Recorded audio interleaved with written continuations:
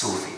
Et ce que nous dit Giono, c'est que ce qui peut passer comme un luxe en temps de détresse est au contraire absolument nécessaire.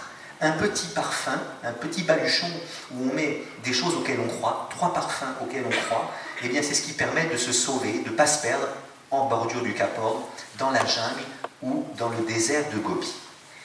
Ce que je vous propose est évidemment une pure métaphore. Le rapport avec ce que vous vivez vous paraît peut-être un petit peu lointain. Mais il me semble justement que si on est vraiment en crise, et si la crise ne s'explique pas de manière unilatérale, eh bien il faudrait que le praticien que vous êtes eh bien, mette peut-être dans son baluchon 3 ingrédients. Alors bien sûr, vous n'allez pas mettre une odeur du musc ou une odeur de baleine ou le parfum de la femme aimée, ça m'étonnerait que ça vous aide dans les mois qui vont venir. Mais je dirais essentiel de mettre dans votre baluchon résistance, audace, solidarité. Résistance parce que oui, je crois que quand on est travailleur social au sens très très large du terme, il faut parfois savoir résister. Il faut savoir parfois résister, dire non à certaines évolutions qu'on vous impose, à certains paradigmes qu'on vous impose qui ne correspondent pas aux raisons pour lesquelles vous vous êtes embarqué dans ce monde-là et dont les enfants dont vous vous occupez risquent de faire des frais. Alors en même temps, la résistance a quelque chose de crispé, et alors voilà pourquoi je dirais qu'il faut aussi y ajouter de l'audace. Pas uniquement résister à toutes les innovations, à toutes les propositions, sinon on devient un nostalgique qui idéalise le passé. Il faut aussi parfois de l'audace. Et il faut parfois savoir aussi audacieusement profiter des occasions qui vous sont lancées. Parfois, une évaluation, c'est l'occasion d'une saine remise en question. Bon, c'est parfois l'occasion de toute une série d'emmerdements qui nous font perdre de vue les missions pour lesquelles on s'est lancé dans ce genre de profession. Vous savez, Sioran est un grand écrivain, très pessimiste, écrivain français d'origine roumaine. Et le pessimisme de Sioran, il est évident quand on se rappelle les titres des œuvres de Sioran. Les œuvres de Sioran, ça s'appelle au minimum « Précis de décomposition »,« De l'inconvénient d'être né »,« Sur les cimes du désespoir »,« La chute dans le temps ». Bon, vous voyez le genre. Et alors, Sioran, qui était très pessimiste et très athée, eh bien, avait voulu, dès la fin de son adolescence, se suicider en pensant que c'était un inconvénient, une catastrophe d'être né, et donc que le suicide était le moyen d'échapper à cette catastrophe qui est l'inconvénient d'être né. En fait, il ne s'est jamais suicidé. Une fois qu'il a compris que l'idée du suicide l'avait sauvé du suicide. Il pouvait le faire. Résultat, quand c'était vraiment trop dur, de toute façon, si c'est vraiment trop dur, je peux m'en sortir. Bon, il ne l'a heureusement jamais fait, mais vers la fin de sa vie, il a dit il n'y a qu'une seule explication, une seule raison valable de suicide. La non-existence de Dieu, mais pas du tout. Enfin débarrassé du grand barbu. Un chagrin d'amour, mais pas du tout. Après quelques moments difficiles, qu'est-ce qu'on est beau quand on est le beau ténébreux, la belle ténébreuse abandonnée. Non, non, la seule raison qui justifie un peu le suicide, disait Giono, ce sont les tracasseries administratives.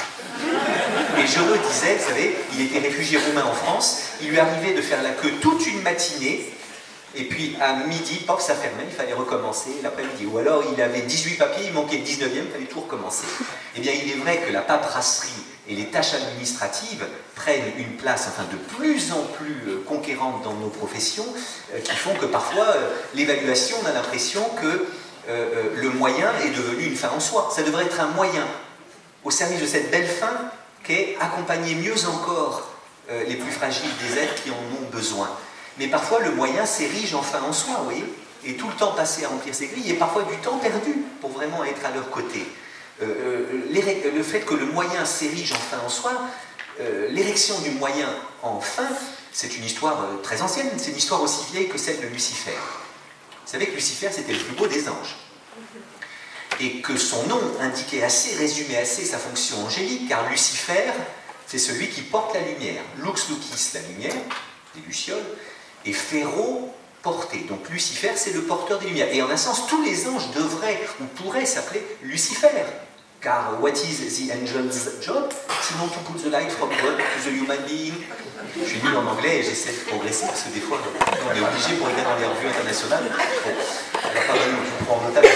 Et tous les anges sont des messagers. Angelos en grec c'est le messager et tous les anges sont des messagers de la lumière divine. Donc Lucifer c'était un ange, c'est-à-dire un intermédiaire, un moyen terme entre Dieu et l'homme.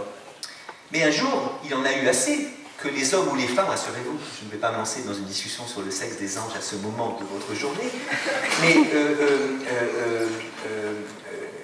à un moment, les hommes, Lucifer en a eu assez que les hommes ou les femmes à qui il apportait le beau message de Dieu ne soient jamais intéressés que par le message et jamais par le messager. Que penserait notre facteur, notre Besancenot, si, quand il apporte le message, eh bien, on se ruait sur le message sans dire bonjour, merci, au revoir au messager. C'est ce qu'il faut qu'on dise à nos enfants quand ils ont commandé un colis sur Amazon et que le facteur sonne et qu'il dit ça doit être lui. Alors ils disent non, non, tu fais attention au messager. Tu dis bonjour monsieur, merci, bonne journée, et après tu ouvres ton colis. Eh bien, c'est ce qui a dû arriver à Lucifer, parce que vous savez, dans les tableaux, par exemple, qui nous montrent l'Annonciation, jamais la Vierge Marie ne regarde l'ange, enfin c'est un archange, jamais elle ne le regarde, oh quel bel ange. Non, il arrive par derrière, il lui fait un enfant dans le dos, c'est de ça qu'il s'agit. Et alors Lucifer en a eu assez que les hommes et les femmes soient attentifs au message et pas au messager. Et il a voulu être aimé pour lui-même. La chute de l'ange, c'est ça. La chute de l'ange, c'est le messager qui veut compter plus que le message. C'est le moyen qui s'érige enfin en soi. Et tout moyen est animé d'un vice intime qui fait qu'à un certain moment, il oublie ce au service de quoi il est moyen et veut s'ériger enfin en soi. De même que le sous-calife veut être calife à la place du calife, de même le moyen veut être fin à la place de la fin. Donc évidemment, il y a quelque chose à quoi il faut résister, mais en même temps, il y a aussi dans les évaluations des opportunités qui nous permettent justement de nous déloger de la bonne conscience et qui nous permettent d'inventer des choses. Donc pas seulement la résistance crispée, mais aussi l'audace confiante. Et puis enfin, et surtout, la solidarité. La solidarité, parce qu'il est bien évident que croire que l'on peut survivre seul dans ces mondes où on est un peu perdu, c'est évidemment une grossière erreur. Et voilà pourquoi il me faut, dans la deuxième et dernière partie de mon exposé, faire l'éloge évidemment de la solidarité et de l'intelligence collective, pour cette raison toute simple qu'il me paraît que intelligence collective, c'est un pléonasme. Il n'existe pas d'intelligence qui ne soit collective.